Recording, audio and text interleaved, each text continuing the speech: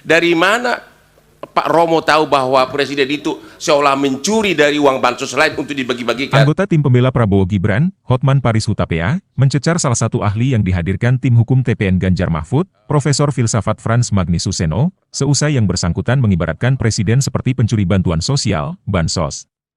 Kejadian itu bermula ketika Frans yang akrab disapa dengan Romo Magnis itu memaparkan beberapa dugaan pelanggaran etik dengan kaitannya pada pemilu 2024 dalam sidang lanjutan perkara perselisihan hasil pemilihan umum, PHPU, Pilpres di Mahkamah Konstitusi, Jakarta, Selasa. Kalau presiden berdasarkan kekuasaan begitu saja mengambil bansos untuk dibagi-bagi dalam rangka kampanye paslon yang mau dimenangkannya, maka itu mirip dengan seorang karyawan yang diam-diam mengambil uang tunai dari kas toko. Jadi itu pencurian, kata dia. Mendengar pernyataan tersebut, Hotman yang mewakili pihak terkait memberikan balasan. Ia mengatakan bahwa pemberian bansos oleh presiden sudah dilakukan berdasarkan data terpadu kesejahteraan sosial, DTKS, dan percepatan penghapusan kemiskinan ekstrim, PTKE. Ia pun mempertanyakan alasan Romo Magnis menganggap presiden seolah-olah mencuri uang. Dari mana Pak Romo tahu seolah presiden itu mencuri uang bansos untuk dibagi-bagikan padahal Pak Romo tidak tahu praktik pembagian itu sudah ada data lengkapnya, ujarnya, menanggapi pertanyaan Hotman. Dari kubu pemohon menginterupsi dan mengatakan bahwa bukan ranah Romo Magnis untuk menjawab pertanyaan tersebut. Ketua Majelis Hakim Soehartoyo juga mengingatkan Hotman untuk tidak mengulang pertanyaan. Ya, karena tadi kan beliau mengatakan presiden seolah-olah pencuri uang untuk bansos. Itu dia tidak ambil, sudah ada datanya, kata Hotman menegaskan. Kemudian, Romo Magnis menjawab bahwa yang ia sampaikan adalah secara teoretis. Padahal Pak Romo tidak tahu praktek pembagian data itu sudah ada datanya lengkapnya. Data lengkapnya yaitu namanya KPM. Keluarga penerima manfaat, namanya semua ada di situ. Mohon izin majelis karena ahli bukan ahli bansos atau... Ya sudah tadi pertanyaan pertanyaan saya. saja. Pertanyaan Pak Hotman yang kedua juga sudah bisa ditangkap, Pak. Ya, karena tadi Jangan kan diulang-ulang. beliau mengatakan presiden seolah-olah pencuri mengambil uang untuk bansos, makanya saya tanya, itu dia tidak ambil tapi ada datanya semua. Iya, sudah. Terima Itu kan kasih. Ya, baik. Dari Prof. Yusril. Terima kasih Yang Mulia. Saudara ahli, kita paham dalam filsafat bahwa etik adalah filsafat tentang moral, filsafat tentang praksis manusia. Apa yang dikatakan Immanuel Kant, du sollst nicht, apa yang harus, apa yang wajib, apa yang tidak wajib. Kan mengatakan bahwa norma-norma moral semacam itu tidak dibentuk oleh manusia, oleh satu lembaga atau negara atau apapun, tapi sesuatu yang lahir dari konsen manusia, dan karena itu dia tahu mana yang salah, mana yang benar, mana yang baik, mana yang buruk. Kalau kita mengikuti filsafat semacam itu, kita sampai pada kesimpulan bahwa norma etik sebenarnya lebih tinggi daripada norma hukum. Bukankah Aquinas mengatakan bahwa norma hukum yang bertentangan dengan norma moral tidak pantas dianggap sebagai suatu norma hukum? Itu dalam semua teologi yang tentu Romo lebih paham daripada saya. Pertanyaannya, pada sisi lain kita mengenal teori tentang hierarki perundang-undangan, hierarki norma di dalam hukum itu sendiri. Kita mengenal ada norma yang lebih tinggi, yang bersifat lebih mendasar, ada norma menengah, ada norma rendah, ada norma yang bersifat pengaturan-pengaturan teknis. Saya agak khawatir Romo confuse, Romo, antara etik dalam filsafat dan etik yang dibicarakan dalam forum ini, yaitu etik yang terkait dengan kode etik, yang menjadi kewenangan dari Mahkamah MK, jadi kewenangan DKPP untuk melakukan pemeriksaan dalam satu proses peradilan etik. Etik seperti itu, saudara saksi, agak berbeda dengan etik yang kita pahami dalam filsafat. Dan berbeda konteksnya dalam hierarki norma-norma. Kalau merujuk kepada Kant, merujuk kepada Aquinas, merujuk kepada Ibnu Hazm atau Imam Ghazali, Prof. Yusril terlalu lama. teks di atas. Pertanyaannya apa? Ya, pertanyaan akan segera. Tapi kode etik yang sekarang ini adalah kode etik yang diperintahkan oleh undang-undang. Dalam undang-undang MK, dalam undang-undang KPK, dalam undang-undang advokat. Dan itulah yang diadili, yang dijadikan dasar mengadili pelanggaran kode etik. Bukan pelanggaran kode etik seperti yang dipahami oleh Immanuel Kant dan Thomas Aquinas. Apakah Romo bisa membedakan antara norma dalam filsafat, norma etik dalam filsafat, dan norma etik dalam pengertian norma etik yang dibentuk atas perintah satu undang-undang yang kedudukannya tidak akan mungkin lebih tinggi daripada undang-undang itu sendiri. Persoalannya adalah apakah pelanggaran etik dari filsafat membawa implikasi kepada penyelenggaraan negara harus begini seperti yang Romo katakan, ataukah pelanggaran kode etik sebagai code of conduct di dalam norma etik yang dijadikan dasar keputusan DKPP dan MKMK, apakah itu akan menggeser satu keputusan yang didasarkan atas norma undang-undang? Mohon Romo jelaskan persoalan ini. Baik, dari Bawaslu ada pertanyaan? Dari Hakim yang mulia Prof. Arief, silakan Prof. Baik, terima kasih Yang Mulia Ketua.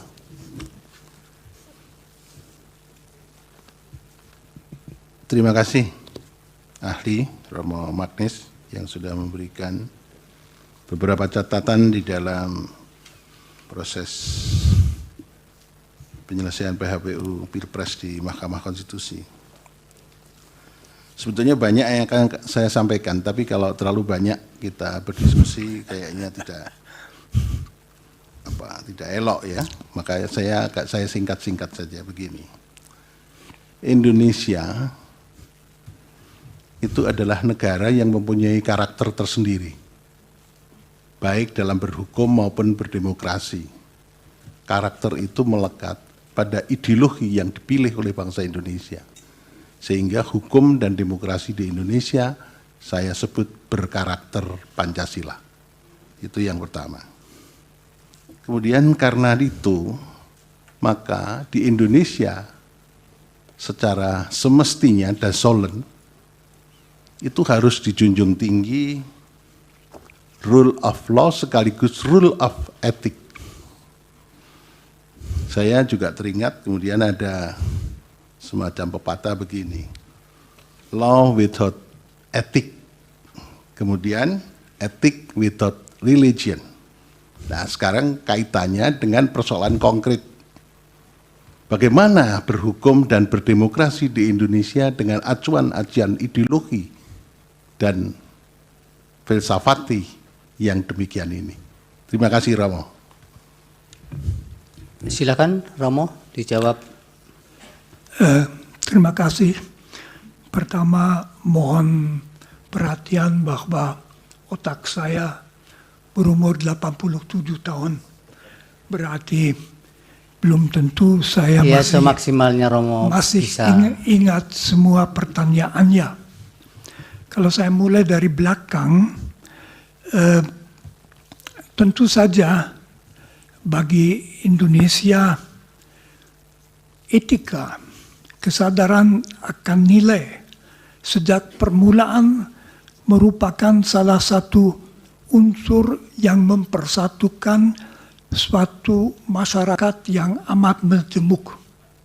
Mulai dari penolakan penjajahan, dari persatuan perasaan kita satu bangsa, dari kesediaan saling menghormati dalam Pancasila.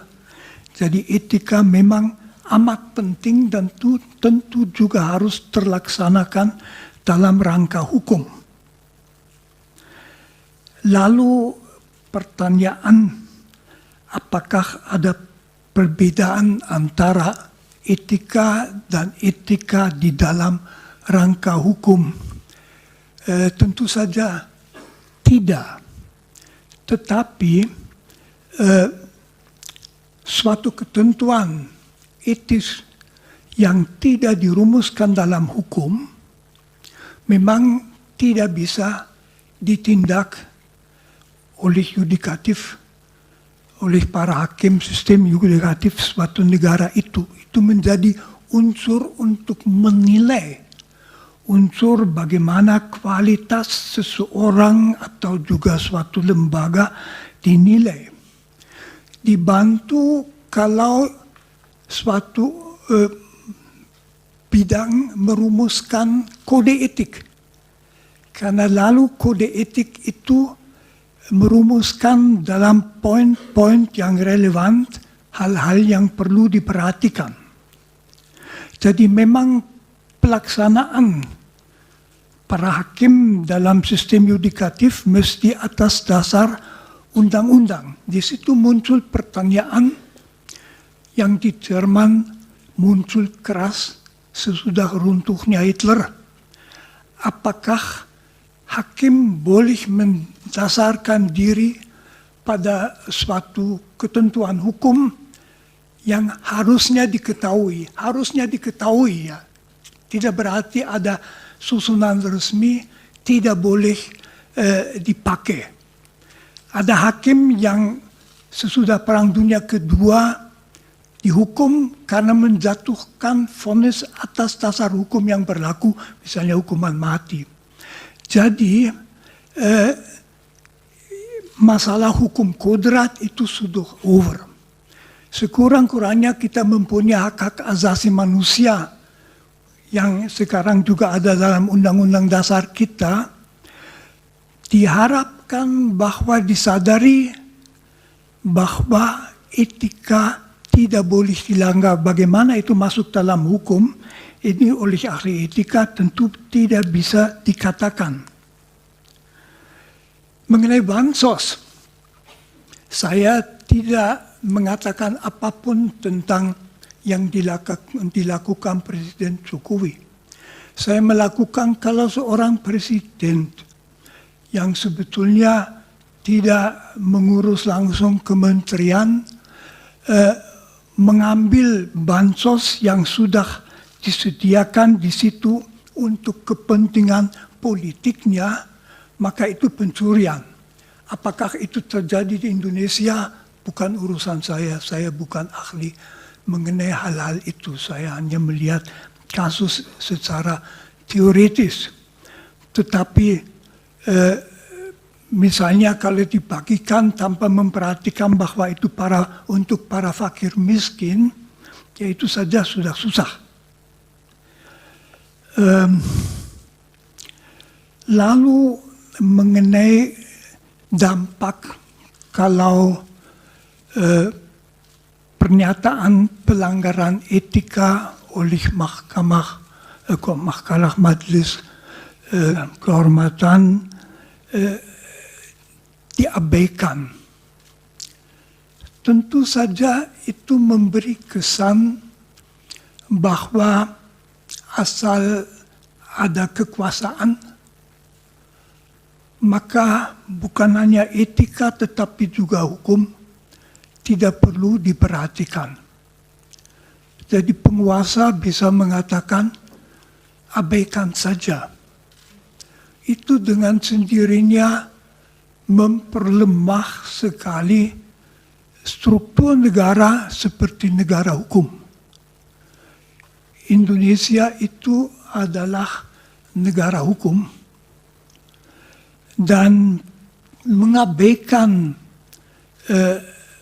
pernyataan bahwa suatu keputusan merupakan pelanggaran etika yang berat.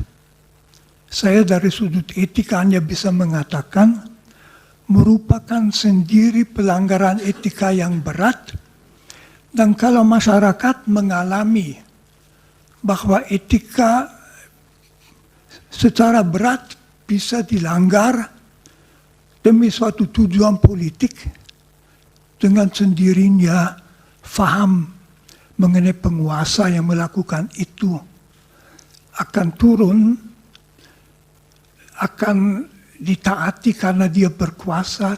Download Tribun X sekarang, menghadirkan lokal menjadi Indonesia.